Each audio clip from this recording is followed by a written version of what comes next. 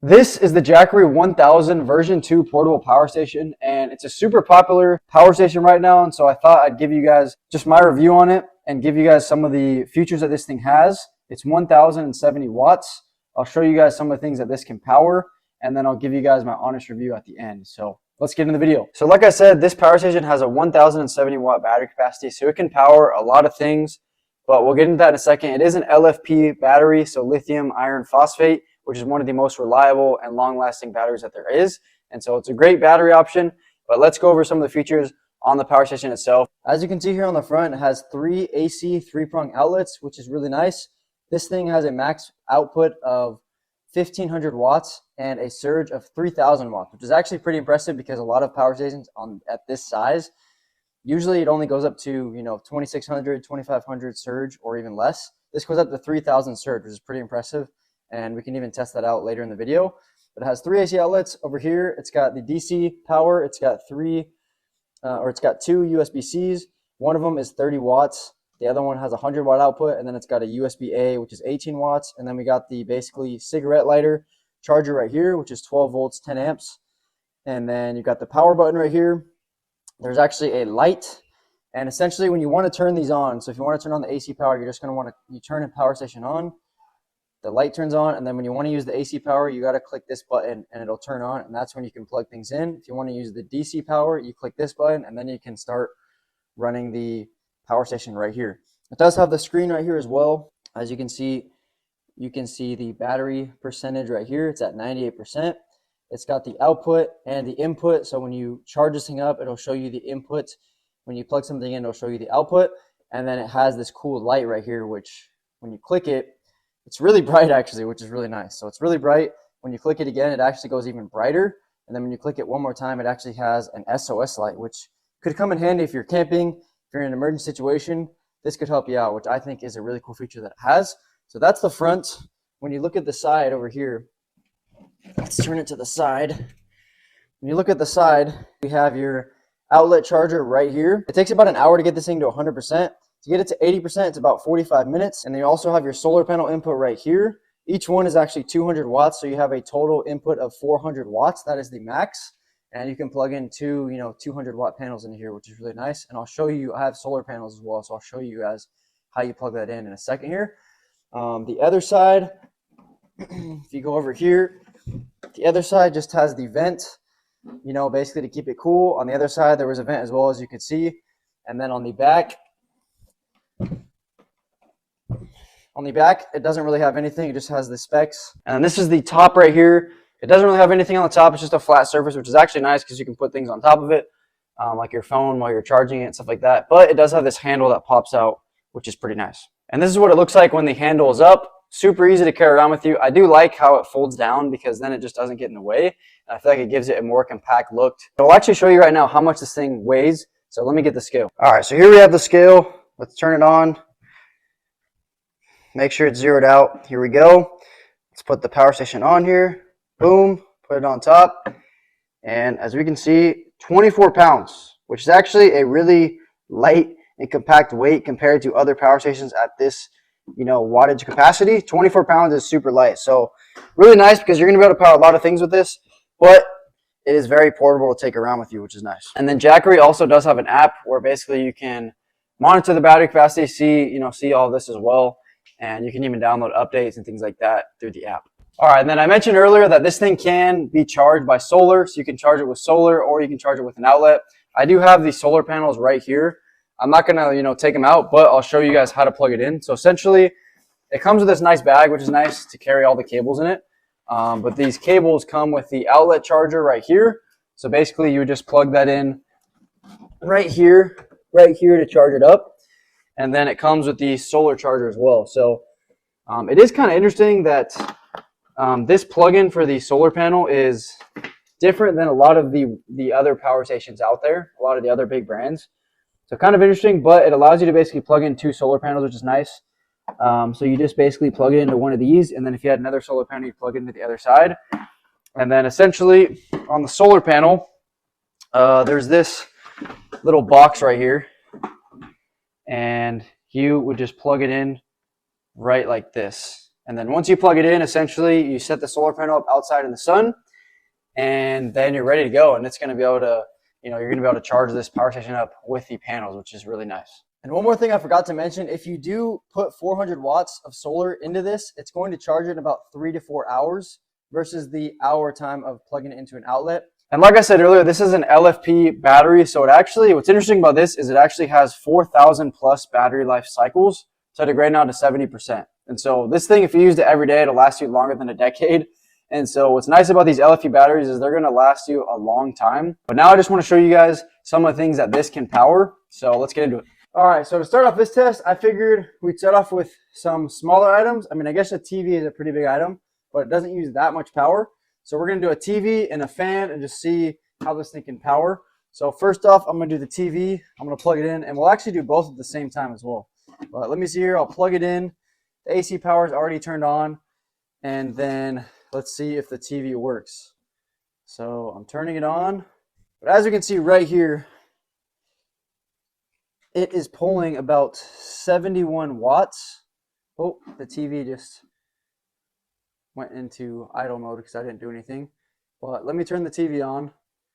Menu. Let's go to menu.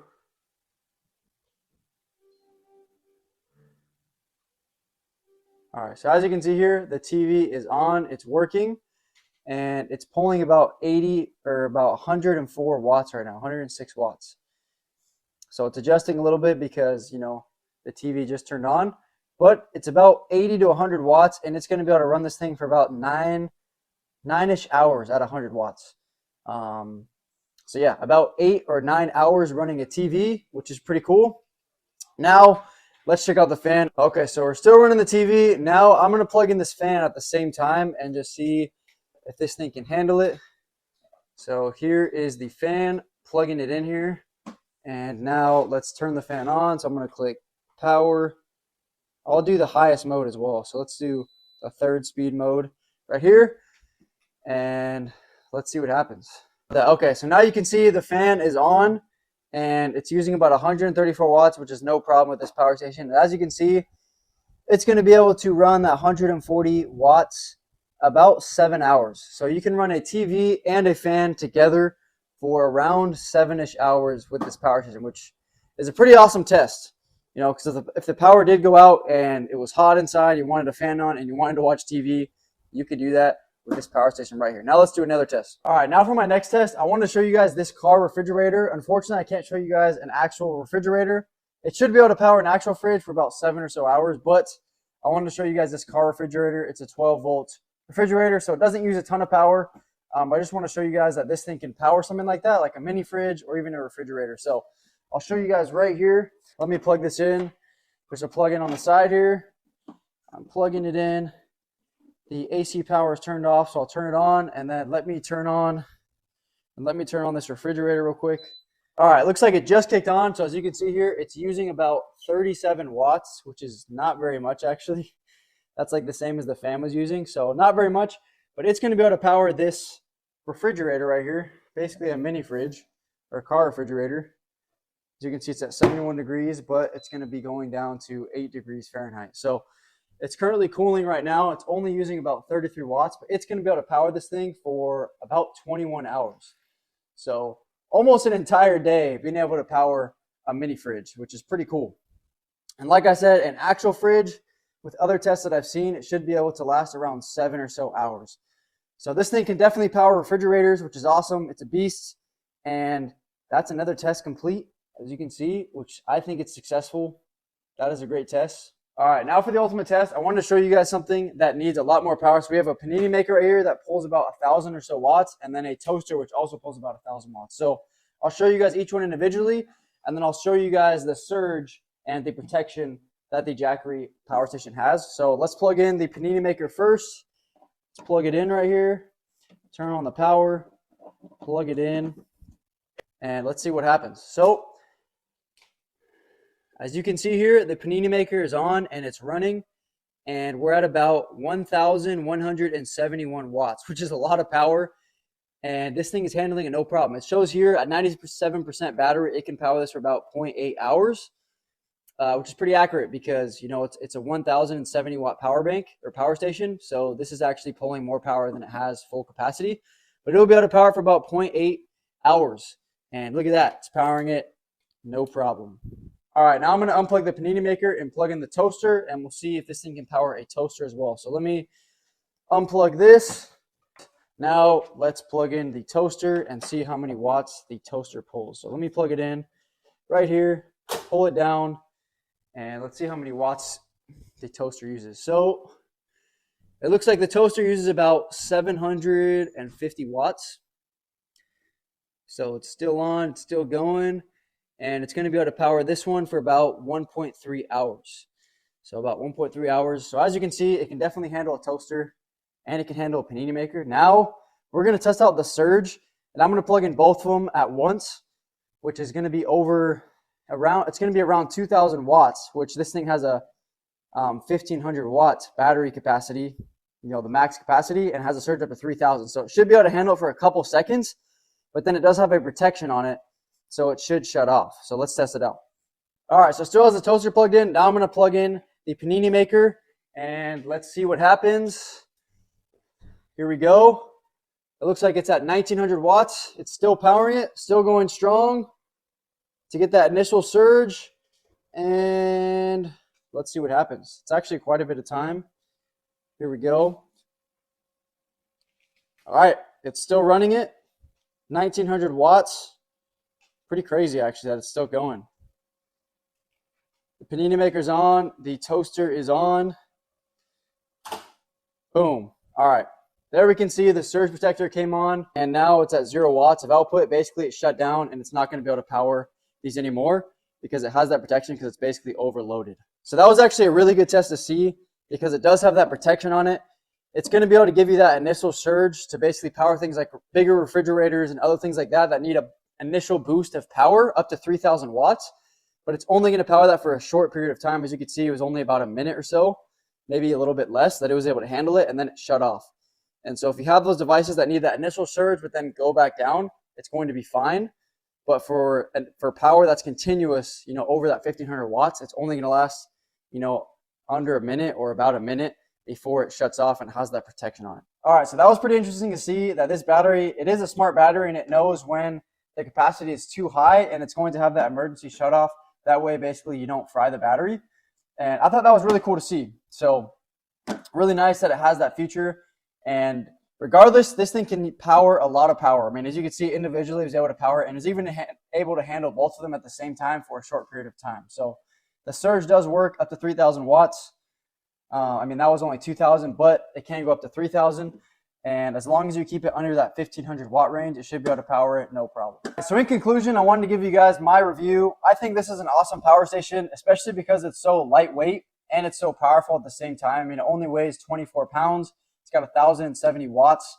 So it's going to be able to power refrigerators, TVs, and a lot of the things that you need in case of a power outage. But it's also light enough, and it has this handle to where you can take it with you on the go and go camping and power, most of your camping devices and things like that as well. So my opinion, this is an awesome power station. I do wish that it would have a little bit more, outlets, just so you could plug in a couple more things. I know some of the other power banks in this range or power stations have more, outlets, but this one's a little bit more powerful than a lot of those other ones in this range as well. So, I mean, I think it makes up for it. And overall, I think it's a great power station. And I would definitely recommend checking this one out if you're looking for a nice portable power station. Thank you guys for watching.